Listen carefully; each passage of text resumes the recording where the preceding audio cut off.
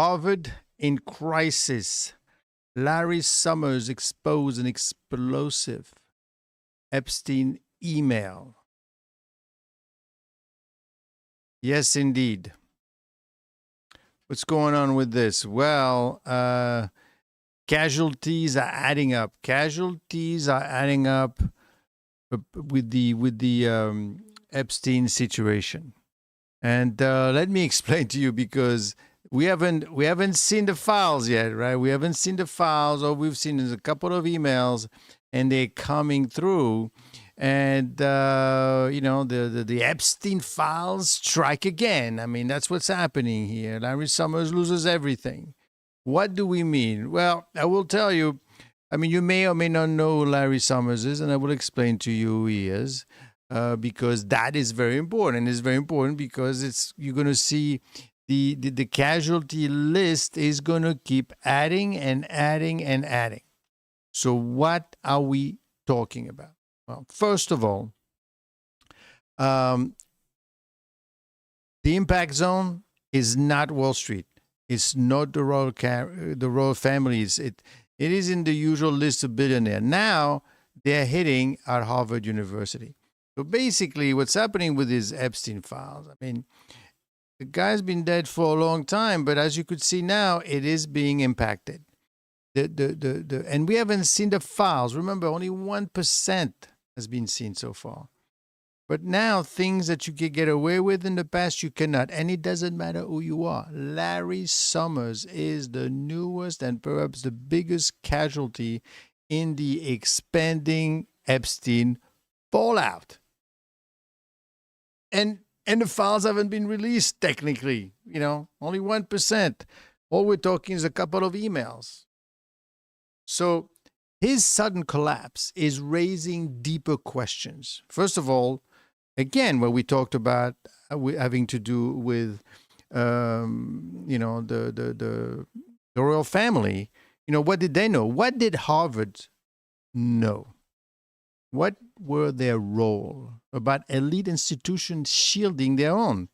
And now about how far Epstein's influence actually reached. You're basically saying that no one knew what was going on and no one had any idea. Very hard to believe. Anyway, so what we'll do, we're going to go through the emails, the timeline, the political reaction, international connections, latest resignations, and bigger implications. Bigger implications, as you know, a very large and big MAGA figure just quit her job. Okay? But we'll talk about that later on. But right now, let's focus on Summers because I think it exemplifies the impact of what is going to happen next. So, and more importantly, but wait, hold on a second. Why was Summers able to avoid this fate for so long? All that little email came out. I guess no one knew about the email. So let's begin. Let's understand. First point. First of all, who is Larry Summers and why it matters? He's not just a random professor working at Harvard. No. He is one of the most influential economic figures of the last 30 years. Yeah? He was the Treasury Secretary under President Bill Clinton. He was a director of the National Economic Council under Obama. He was a former chief economist at the World Bank. He was the president of Harvard University from 2001 until 2006. He was a university professor since 2011. And he was a senior advisor to major funds, global fund, institution. He was always on TV giving advice as to what Trump is doing right, doing wrong. I mean, he was a Democrat. But he was really at the top of the absolute top of the American elite hierarchy. And he's going down fast. In fact, he has hit the ground. So what are we saying? Well, basically, the question is, what did Epstein want to know Summers? Now, the question is, why did Summers keep going back to Epstein even after Epstein's 2008 conviction. So what does the email show? And you probably heard about it, but let's talk about it. Let's review one more time. Over the last week, newly surfaced emails reveal details about Summers' ongoing relationship with Epstein long after Epstein's 2008 conviction. And he's not the only one. He is not the only one. There's been other, especially banks, and we'll talk about the banks as well because they're now going around. These emails were not vague. They were specific. They were personal. They showed that Summer asking Epstein for romantic and personal advice about a woman who Summers described as his mentee in late 2018. This is only, 7 years ago. And don't forget, Epstein was basically found guilty in 2008. Well, the reason you didn't hear too much about it is because they say he's guilty and they gave him, 1 year. It was a sweetheart deal, basically, that he got. But Epstein referring to himself as a Summers wingman, quote unquote. Summers continuing communication with Epstein until July of 2019, the day before he was arrested on new charges. The communications continuing even though Epstein had been convicted in 2008 of soliciting prostitution from a minor. So, when he says it was a major error of judgment, it means that a judgment error that extended over years. And I guess no one knows what was going on. They just thought that, who knows? But notably, there is no publicly verified evidence that Summers participated in his criminal trafficking or sex crime activities. And this is what I mean. This is very dangerous because we're not looking to indict anyone, right? They're going to be indicted publicly. They will have to remove themselves. The optics and the trust damage are enormous. No one wants to go to a trial and say, well, I didn't mean anything I wrote in these emails. He just folded. He said, listen, it's not going to work out. This is not going to work out. So, and what happened to him? Right? Because basically you say, here's my wingman and give me some advice, love advice, quote unquote. Obviously, this was very, very specific. You cannot just say, well, I don't think the man is a married man. He's got kids. I think he even had grandkids at that time. But anyway, Summers, basically. So what they did is he has resigned from the board of OpenAI, the maker of ChatGPT, and one of the most powerful tech companies in the world. Now, what do these companies need these people on their board, right? What does he know about OpenAI? Larry Summers. Well, the guy, he's 70 years old. Doesn't know these things. So what do you want them on your board? You want him on your board because of the contact, because the relationship. You want to bring interest to your product. He knows people. They go out. There's lots of videos of him, going out and meeting all these people. So they told him, listen, you know what? You got to go. Because we're hiring for your relationship, not because of your coding skills. He has stepped down from the International Advisory Board of Banco Santander, where he had served since 2016. This is big money. Just sit on the board, $40,000, $50,000 a year. He has gone on leave from his Harvard teaching duties. First, he said, you know what, I'm sorry, but I will continue teaching. They brought him to the office, and they said, Larry, no, you need to go. You need to go. You cannot stay at Harvard. He has gone on leave for his teaching and his role as director of some center of business and government at the Harvard Kennedy Schools. Completely out of everything. He has stepped back from multiple public commitments, think tanks, medium columnist, advisory position. Harvard has announced it is launching a review now. He said, well, not only that, but we are going to look at, who else is involved with Epstein within Harvard, and we want to know everything. We want to find out because we really care about those things very much. The thing is, why now? This is the same thing that's happening with former Prince Andrew, or the guy that was because that's why I have those three guys, right?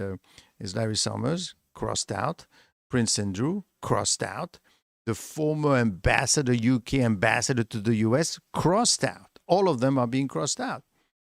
Of course, you got to wonder, well, you did a very, very bad thing. Yeah, but so no one else knew about it. No one else in the royal family knew that Prince Andrew would bring prostitute to Buckingham Palace. You had no idea. That he was charging like $1 million for people to come and visit Palace. You didn't know that either. And this is where it goes deeper. This is where this thing is all about the institutions. The individuals, they're going to be gone like that. Not even trial. They're going to be gone. They're not going to deal with them, right? So after years of being untouchable, Summer is now experiencing rapid unraveling of his previous role, his prestigious roles. I mean, what happened? Criminals, right? Why? Point number 4, why was he able to avoid this fate for so long?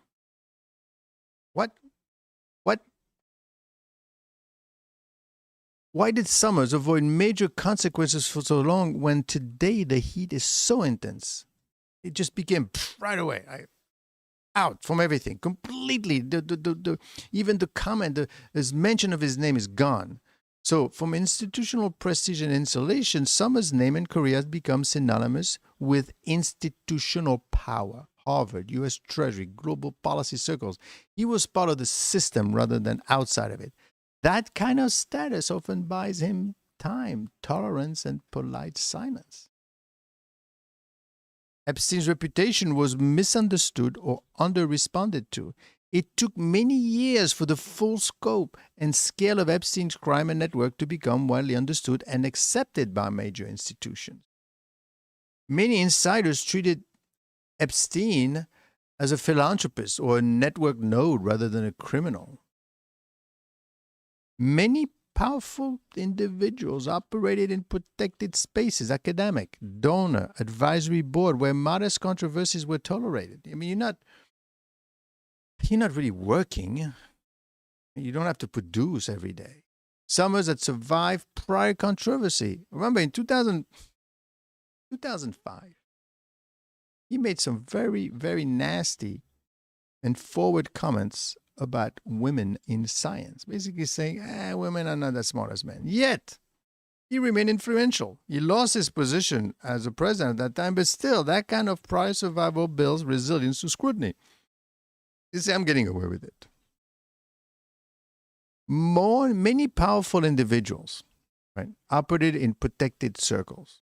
In addition, the institution that he served, Harvard Think Tanks Corporation, had strong incentives to protect them. Reputation enhanced them. His network benefited them. So they did the math. They say, okay, he's here and we're here, right? What happens if we lose him? Is it worth the risk? Because he brings in lots of people, lots of contact, lots of information. Until the recent emails, much of the specifics of his relationship with Epstein's were not fully public or exploited. The new release of documents by the House Oversight Committee changed the equation. Now you want to say, well, hold on a second. We had a bunch of emails, right? I mean, where are those emails suddenly coming from? These are illegally obtained technically. They go out and they scope your network and they grab your emails and they didn't use it, but now they're using them.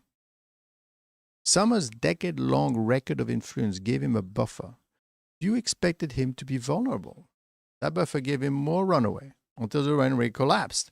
So when you put it together, Summers' survival of an elite scandal for so long was a product of status, relationship, information, institutional protection. So what changed, right?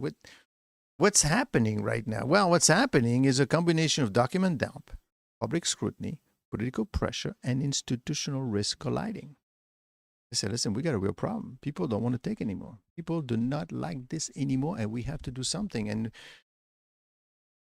this is real. Don't forget about almost all, except for one, Republicans and Democrats say, yes, release the files. All of the files. Of course, as I said before, let's not get too excited because you can't release everything. A lot of it's going to be redacted. You're not going to be able to use most of the stuff, quite frankly. So, but It doesn't matter because right now it's having an impact. Right now you're seeing who's losing and who's winning, and all these guys are losing, right?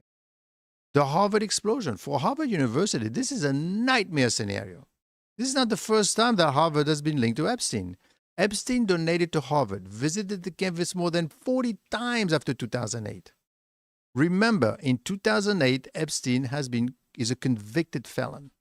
And not just a felon, prostitution, underage, pedophile kind of stuff. So Epstein had access to Harvard research centers.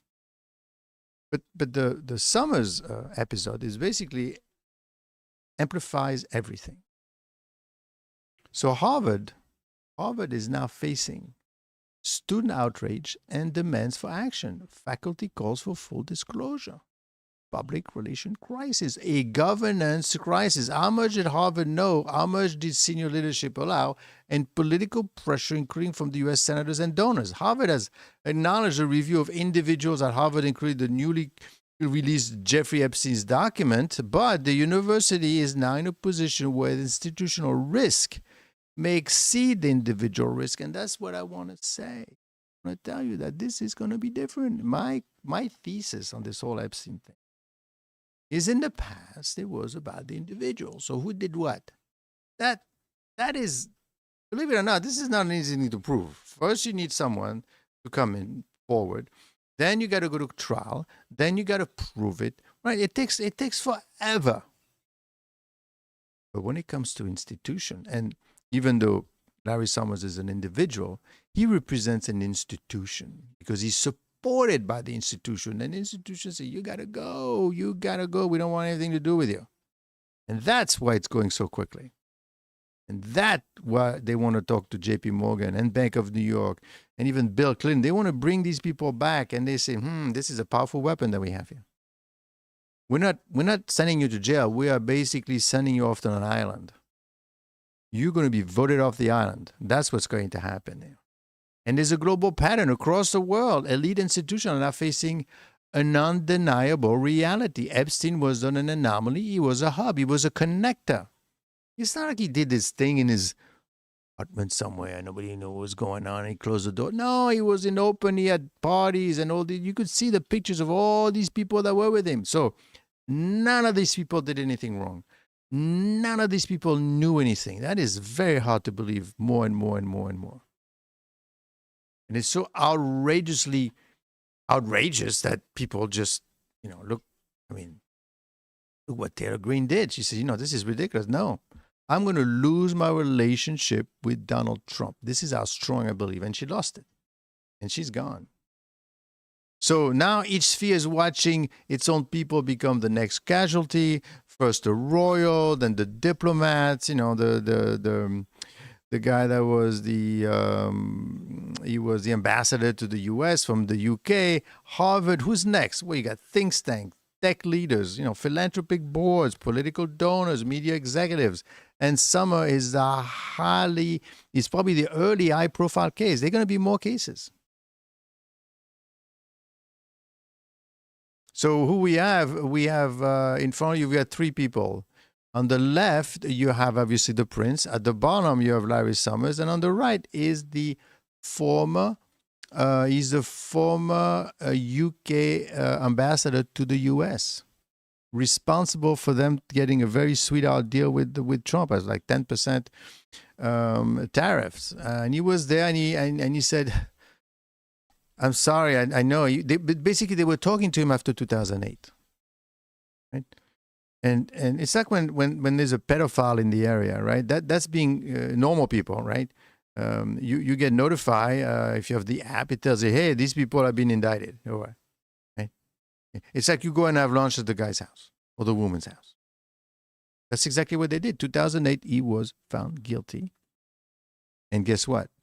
They had lunch with him, and they partied from 2008 until 2019, 10 years. Nobody said anything. So nobody cares. So let's keep doing it. So this is what you have to watch out for the next coming month. First of all, more email dumps and document releases connected to the Epstein network. 2, more career collapse, not just academia, but corporate, nonprofit, tech, finance. 3, more pressure on universities or institutions to audit their ties, donation, and board appointments, or renewed focus on how Epstein amassed influence, money, and connection. 5, potential legal, regulatory, or congressional inquiries targeting network of trust, not just individuals. Again, forget the individuals. We're not talking about people anymore. We are talking about institutions. Some are slipping away is just, I mean, the fact he's stepping away is only the beginning of much broader unraveling. So that is the reason why it's becoming an issue. And that is a problem. Let's see what happens next. But something tells me there's more to come. Next,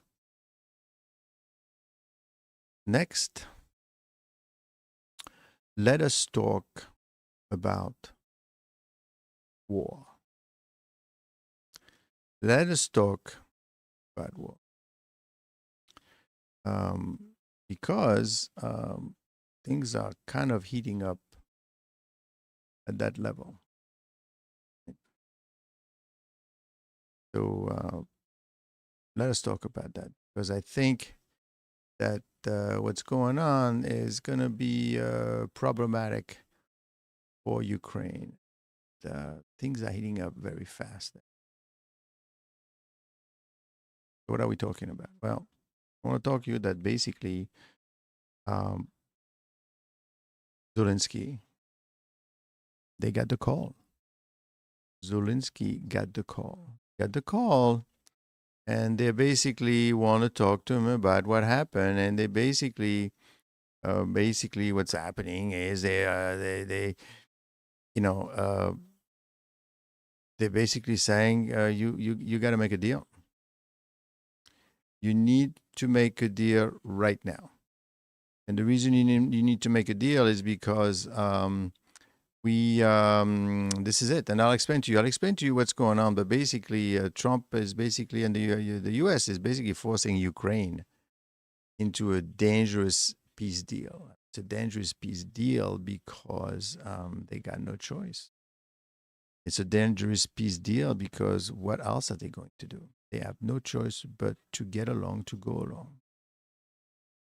So let's talk about it. So over the past 72 hours, there's been a series of leaked public statements and diplomatic messages. They made it clear.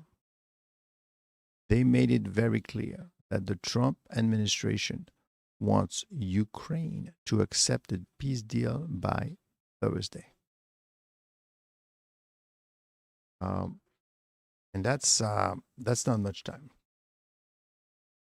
You know what happened? Why suddenly why the hurry, right? Well, so over the past 72, there was a series of leaks. The Trump administration wants Ukraine to accept a peace deal by Thursday. Not next month. After negotiation by Thursday. They need a deal. Ukraine needs to make a deal. Why? What's going on here? Right?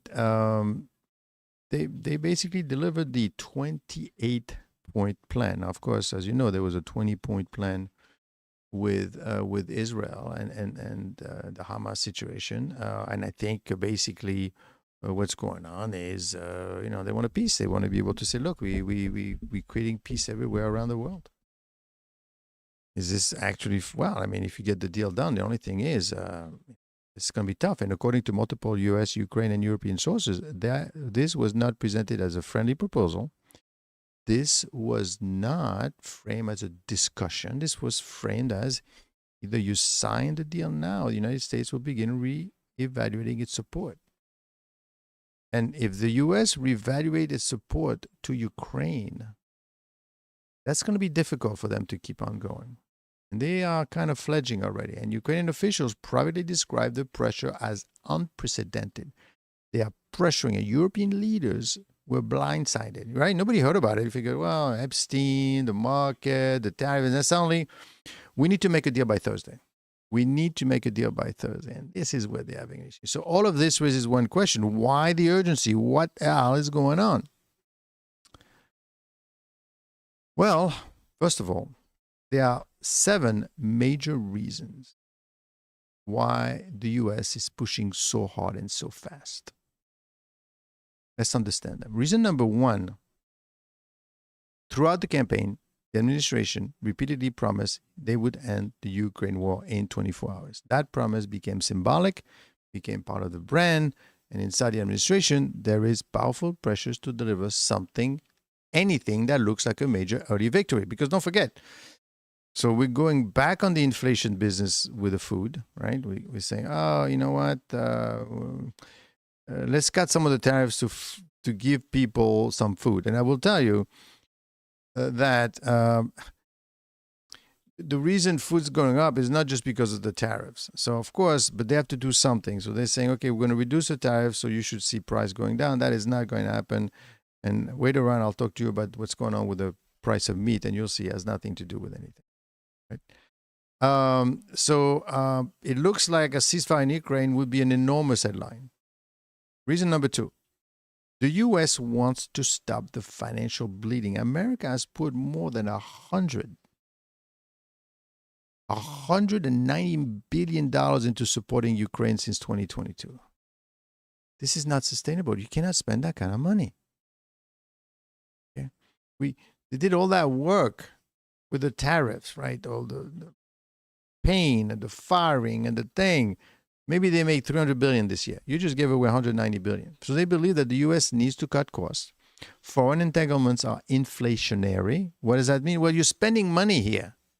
You're spending money, and you're not really getting anything for it, and everything goes up because, those weapons cost a lot of money.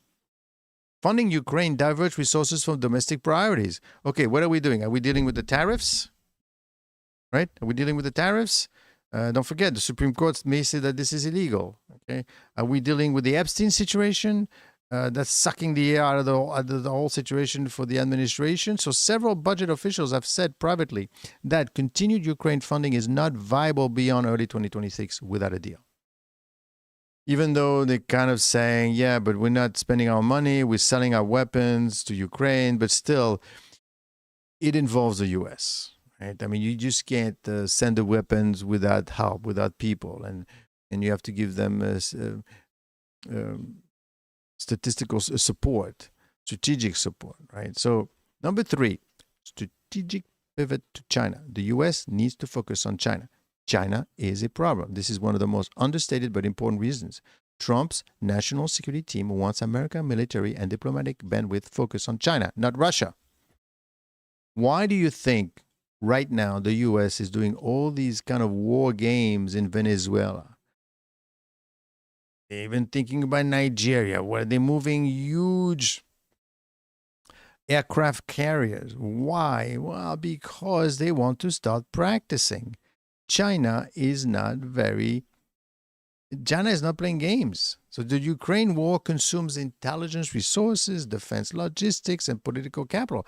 I mean, you may not realize because you're at home, watching YouTube or whatever and TikTok, and you say, oh, these are just headlines. But these people work 24/7, right? So if they're focused on one thing, they're not focused on another thing. And this Ukraine thing is going on and on and on. It's taking too long. Ending the war frees the Pentagon to prepare for, be careful, Taiwan contingency, right? All the Chinese need to do it. This is us. We always told you this was ours. A South China Sea confrontation.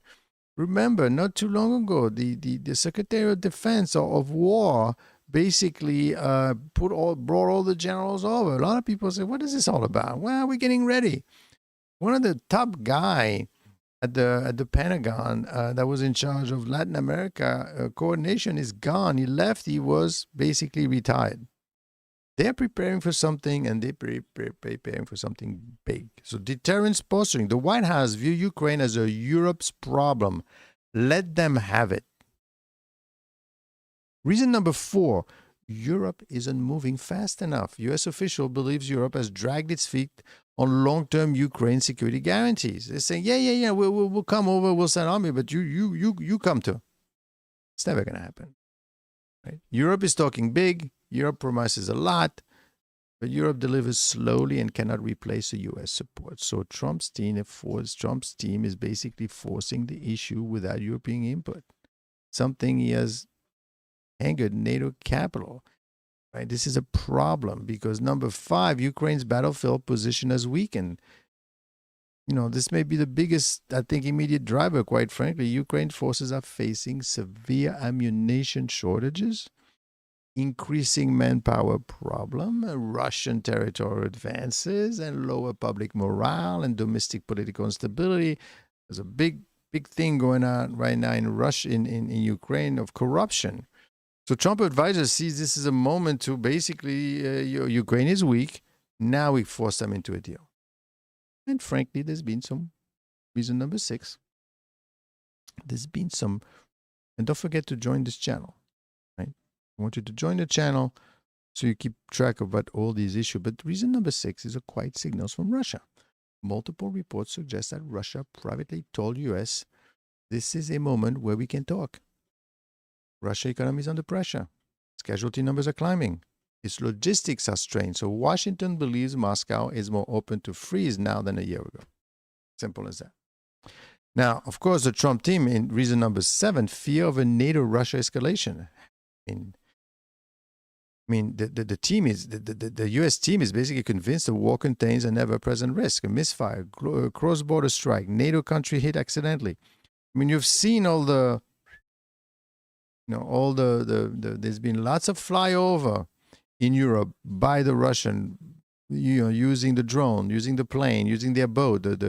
Take a look at my article on the shadow fleet, right? What are these people doing? What is going on? So ending the war, even freezing it, drastically reduces that risk. And frankly, you have to do something about Russia.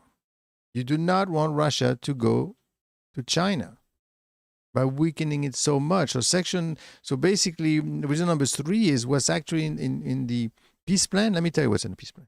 Okay? This is not a mild proposal. This is a doozy. This is not a confidence-building framework. This is not a macro-level restructuring or Ukraine's border and let's talk about it. No. This is very strong. First of all, Ukraine must surrender or freeze significant territory, which includes recognition of Russian control over Crimea. Well, they gave that up 10 years ago or so. Acceptance of Russian control of occupied parts of Donetsk and Luhansk. A freeze along current front lines in Kherson and Zaporizhia.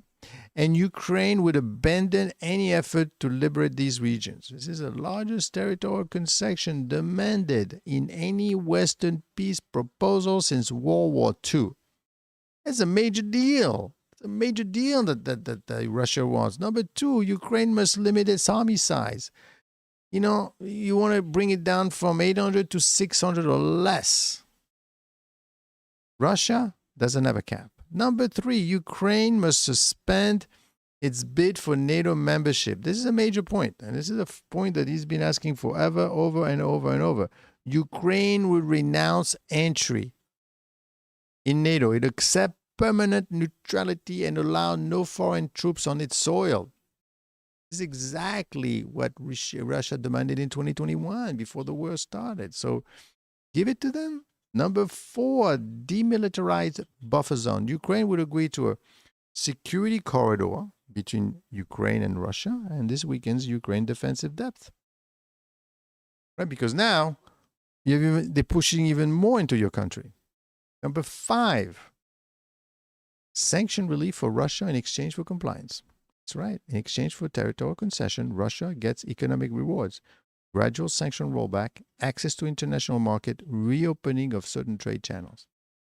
This is pissing off the Europeans. Okay. 6, Ukraine gets security guarantees, but vague ones. Ukraine is offered multinational security guarantees, a NATO light mutual defense mechanism, commitment for defending weapon shipment, reconstruction funding. Now, let me tell you something about security guarantee. When Ukraine had nuclear weapons, right, they were told, okay, give up your weapons and we'll give you security guarantee. Are you sure? Yes. and they got rid of their weapons. And then when Russia invaded, they said, well, guys, whoa. Well, what we meant by security guarantees, we meant that we are going to complain, write strongly worded documents, and we're going to do lots of different things, but we're not going to we're not going to go to war for you. There's no guarantee. But in this case, these guarantees are not automatic, not treaty-based, and open to interpretation. So Europe is furious, I will tell you. First of all, they woke up like the rest of the world and said they were not consulted, they were not informed, they were not involved, they were not briefed. And the European capitals believe the plan rewards Russian invasion. But the point is, yes, okay, fine, but you can't keep fighting. The U.S., it depends which side you're in. Obviously, from the Ukrainian side, you're going to say, no, that's not fair. But if you're in the U.S. side, you're going to say, listen, we got problems here. Right? And then don't forget, the weaker Russia gets, the closer it gets to China. You're forcing them to be together. The plans reward Russian invasion. That's why the Europeans are pissed. It sets a dangerous precedent for future aggression. Hey, this worked pretty well. Let's keep on going. It undermined NATO cohesion. It sidelines Europe in a war happening in European-owned continent. Wait a second. But it's happening in Europe. Why is the U.S. getting involved? Because you can't. So some U.S. diplomats called this the worst foreign policy rupture since Iraq. What is Ukraine's response? Well, Zelensky said Ukraine faces an impossible choice. Basically saying, please help me, right? Because Ukraine has three options. One, it accepts the deal, and it's seen as humiliating and dangerous. Two, reject the deal. Now you're definitely losing U.S. support. I'm telling you, Thursday is a real deadline. Three, trying to negotiate a softer version with Europe's help, but they've been trying, but they're not. Europe's got its own problem. They're not going to go in there and help you out that much. So behind the scene, Kyiv is desperately working on a counter-proposal. Plus, of course, the Ukrainian morale is shaken. Multiple high-ranking Ukrainian officials warn that accepting the plan would destabilize the government internally. So basically what this says, either you do what the U.S. says and you lose your job, or you say no and you lose the war. You're lost anyway, right? Because you're on your own. I know the Europeans are supposed to help you, but are they really helping you? No, what I mean by helping is put some French, some German, some English, whatever forces in Ukraine. It says if you shoot at them, then we have a big war. But nobody's willing to do that. In fact, in France right now, they are talking about the possibility of going to war. And you know who said that? The chief guy, the top general, right? The kind of the chief of staff, the army chief of staff in France said that we are going to go to war pretty soon. Why is he saying that? Because if I'm seeing it, what do you think is going to happen? Well, I will tell you what's going to happen. It's fairly simple, unfortunately. Zelensky is not going to accept this. He's going to keep going around and around and around, and hopefully, it gets kind of forgotten and the U.S. administration moves on. But the U.S. administration is not going to move on. Therefore, he's going to lose that war. Not today. It's going to take a while, unfortunately. It is going to weaken Russia. I guess it's a good thing. Russia is going to get closer to China. Okay. Then, obviously, since they've seen the way the Europeans are reacting because no one is doing anything, all you need is another incident. Before you know it, you just take all of Ukraine.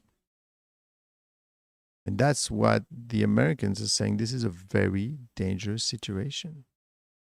It's extremely dangerous because obviously Russia loves the plan. This gives Russia land, legitimacy, sanction relief, a frozen conflict that it could exploit, obviously. And Russia sees this as the greatest geopolitical victory since the annexation of Crimea in 2014. They're going to love Putin even more. I mean, and they may still demand recognition of sovereignty over all occupied territories. They could limit Ukraine's intelligence sharing. They could restrict offensive weapons with Ukraine. The Kremlin believes it has leverage, and it does. So what happens? What happens if Ukraine rejects the plan? Well, and they're going to say no. They're not going to say no, but they're not going to answer, basically. So basically, the U.S. is going to, 1, reduce military aid, 2, cut intelligence sharing, 3, slow or pause sanction enforcement, push Europe to take the lead, and 5, shift focus fully towards China. Ukraine will be left with fewer resources. I mean, the U.S. doesn't have to do anything. Basically, it has to do nothing. Okay, you don't want to do the deal? I'm out. Goodbye. Thank you. Zelensky said the moment is the most difficult since the start of the war. So what happens if Ukraine accepts the plan? Well, if they say yes, that's historic. First of all, it will be the largest forced territorial concession in modern European history since World War II. De facto recognition of Russian war gains. Please come again. 3, destabilizing precedent for global borders. The borders don't mean anything anymore. 4, fracturing NATO unity. You were supposed to help the guys, you didn't. And a new U.S.-Russia power dynamic. Oh my God, now we got the U.S. But that's the idea. The U.S. wants Russia closer.